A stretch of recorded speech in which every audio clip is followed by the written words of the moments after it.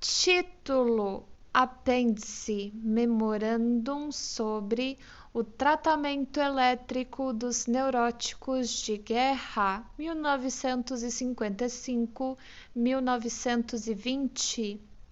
Havia muitos pacientes, mesmo em tempos de paz, que depois de traumas, isto é, após experiências assustadoras e perigosas, tais como acidentes ferroviários, etc., exibiam graves distúrbios na vida mental e na atividade nervosa sem que os médicos tivessem chegado a um acordo sobre tais estados. Alguns supunham que, em tais pacientes, tratava-se de uma questão de graves danos no sistema nervoso, semelhante às hemorragias e inflamações que ocorrem em doenças não traumáticas. E quando o exame anatômico deixava de estabelecer tais processos, eles ainda assim sustentaram a crença de que mudanças mais delicadas nos tecidos eram a causa dos sintomas observados. Classificavam, portanto, esses casos traumáticos entre as doenças orgânicas. Outros médicos afirmavam desde o início que esses estados só podiam ser considerados perturbações funcionais e que o sistema nervoso permaneceria anatomicamente intacto, mas a opinião médica há muito encontrara dificuldades para explicar como tão graves perturbações de função podiam ocorrer sem prejuízo maior para o órgão. A guerra que acabou recentemente originou e trouxe à observação médica um número imenso desses casos traumáticos. No fim, a controvérsia foi decidida em favor do ponto de vista funcional. A grande maioria dos médicos não mais acredita que os assim chamados neuróticos de guerra estejam doentes em consequência de danos orgânicos tangíveis ao sistema nervoso, e os de mais visão entre eles já decidiram, em vez de usar a descrição indefinida de mudança funcional, introduzir o termo não ambíguo mudança mental, apesar de que as neuroses de guerra se manifestaram em sua maior parte como perturbações motoras, tremores e paralisias, embora fosse plausível supor que um impacto tão grande como aquele produzido pela concussão devido à explosão de uma granada nas proximidades, ou o de ser soterrado por um deslizamento do terreno, levaria a enormes efeitos mecânicos. Foram feitas, contudo, observações que não deixaram dúvidas quanto à natureza psíquica das causas das denominadas neuroses de guerra. Como se podia discutir esse fato quando os mesmos sintomas apareciam também por trás da frente da batalha, longe dos horrores da guerra ou imediatamente após o regresso de uma licença? Os médicos foram levados, portanto, a considerar os neuróticos de guerra numa perspectiva semelhante àquela em que se consideram os pacientes nervosos dos tempos de paz. Aquilo que é conhecido como escola psicanalítica de psiquiatria que foi iniciada por mim havia ensinado durante os últimos 25 anos que as neuroses da paz podiam ser atribuídas a perturbações da vida emocional. Essa explicação era aplicada agora, de modo bastante geral, aos neuróticos de guerra. Afirmamos também que os pacientes neuróticos sofriam de conflitos mentais e que os desejos e inclinações que se expressavam nos sintomas eram desconhecidos dos próprios pacientes, isto é, eram inconscientes. Foi fácil, portanto, inferir que a causa imediata de todas as neuroses de guerra era uma inclinação inconsciente no soldado para afastar-se das exigências perigosas ou ultrajantes para os seus sentimentos, feitas sobre ele pelo serviço ativo, medo de perder a própria vida, oposição à ordem de matar outras pessoas, rebeldia contra a supressão implacável da própria personalidade pelos seus superiores, eram estas as mais importantes fontes afetivas das quais se nutria a tendência para escapar da guerra.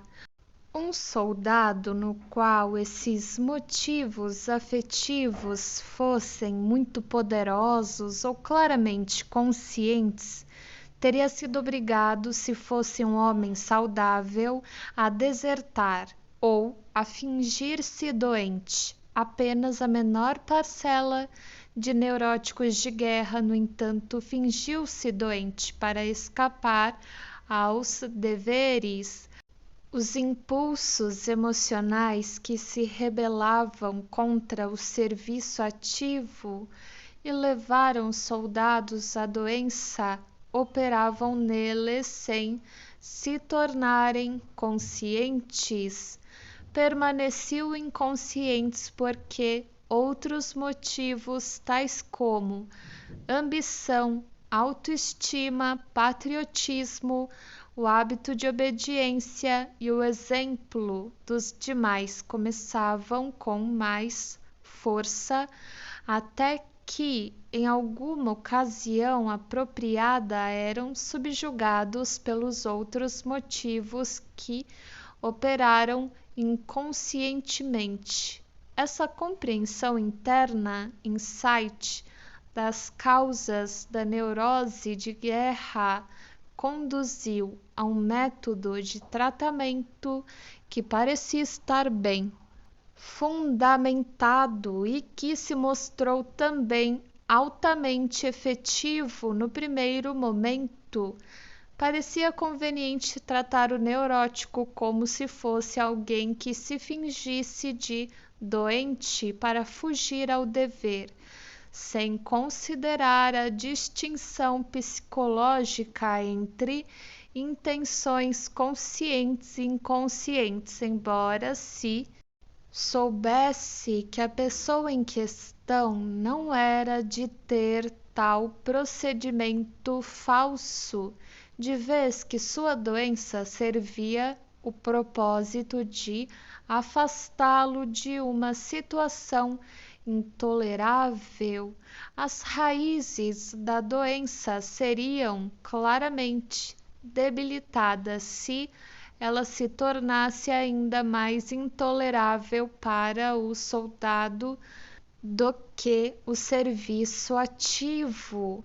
Tal como fugia da guerra para a doença, adotavam-se agora meios de compeli-lo a fugir outra vez da doença para a saúde, isto é, aptidão para o serviço ativo. Para essa finalidade empregou-se com êxito o doloroso tratamento elétrico. Os médicos estão encobrindo os fatos retrospectivamente quando afirmam que a força dessa corrente elétrica era a mesma que sempre fora empregada nos distúrbios funcionais. Essa força de corrente só teria sido efetiva nos casos mais brandos. Nem isto se ajusta ao argumento subjacente de que a doença de um neurótico de guerra tinha de tornar-se dolorosa, de modo que a balança dos seus motivos se inclinasse a favor da recuperação. Essa dolorosa forma de tratamento, introduzida no exército alemão com propósitos terapêuticos, podia, sem dúvida, ter sido empregada também de maneira mais moderada. Se foi utilizada nas clínicas de Viena, estou pessoalmente convencido de que jamais foi intensificada a um nível de crueldade por iniciativa do professor Wagner Jauregg ou Jauregg. Não posso responder por outros médicos que não conheço. A educação psicológica dos médicos é, em geral, decididamente deficiente, e mais de um deles pode ter esquecido que o paciente que procurava tratar como um fingidor, afinal de contas, não o era. Esse procedimento terapêutico, contudo, ostenta desde o início um estigma. Não se destinava à recuperação do paciente, ou pelo menos não em primeira instância. Destinava-se, acima de tudo, a restaurar a sua aptidão para o serviço. Nisso, a medicina servia a propósitos estranhos à sua essência. O próprio médico estava sob comando militar e tinha seus próprios perigos a temer, perda de posição ou uma acusação de negligenciar o dever. Se permitiu ser levado por considerações outras, além daquelas que lhe foram prescritas, o insolúvel conflito entre os direitos de humanidade que normalmente pesam para um médico de maneira decisiva e as exigências de uma guerra nacional estavam fadados a confundir a sua atividade. Ademais, os resultados do tratamento por forte corrente elétrica, que foram brilhantes no começo, acabaram por mostrar-se mais tarde pouco duradouros. Um paciente que, tendo tido a saúde restaurada por meio desse tratamento, fosse mandado de volta à frente de combate, podia repetir tudo outra vez e ter uma recaída por meio da qual, pelo menos, ganhava tempo e escapava do perigo que, no momento, era o imediato. Se encontrava uma vez mais sob fogo, seu medo da corrente elétrica regredia, tal como durante o tratamento. O medo do serviço ativo desaparecera. Também no decorrer dos anos de guerra, fez-se sentir cada vez mais no espírito popular uma crescente fadiga e uma crescente aversão à luta, de modo que o tratamento que descrevi começou a fracassar em seus efeitos. Nessas circunstâncias, alguns dos médicos do exército cederam à inclinação característica dos alemães de levar a cabo as suas intenções sem considerar o resto. o que jamais devia ter acontecido. A intensidade da corrente elétrica, bem como a severidade do resto do tratamento, foi aumentada a um ponto insuportável, com o objetivo de privar os neuróticos de guerra da vantagem que obtinham com a sua doença. Jamais foi desmentido o fato de que nos hospitais alemães houve mortes nessa época durante o tratamento e suicídios em consequência dele. Sou incapaz de dizer, no entanto, se também as clínicas de Viena atravessaram essa fase de terapia.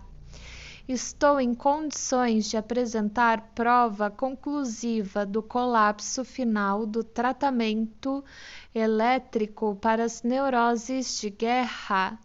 Em 1918, Dr. Ernst Simon, diretor de um hospital de neuróticos de guerra em Posen, publicou um opúsculo em que relatava os resultados extraordinariamente favoráveis conseguidos em casos graves de neurose de guerra pelo método psicoterapêutico que introduzi. Em consequência dessa publicação, ao Congresso Psicanalítico seguinte, realizado em Budapeste em setembro de 1918, compareceram delegados oficiais do comando militar alemão, austríaco e húngaro, os quais prometeram que seriam estabelecidos centros para tratamento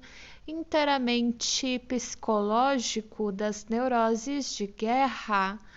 A promessa foi feita, embora não pudesse haver ainda qualquer dúvida entre os delegados de que, com esse tipo de tratamento ponderado, laborioso e tedioso, era impossível contar com a pronta restauração dos pacientes para o serviço ativo. Os preparativos para o estabelecimento de centros desse gênero estavam de fato sendo providenciados quando irrompeu a Revolução e pôs fim à guerra e à influência dos órgãos administrativos que haviam sido até então todo-poderosos, mas com o fim da guerra também os neuróticos de guerra desapareceram, prova final mais impressiva das causas psíquicas das enfermidades. Viena, 23.2.20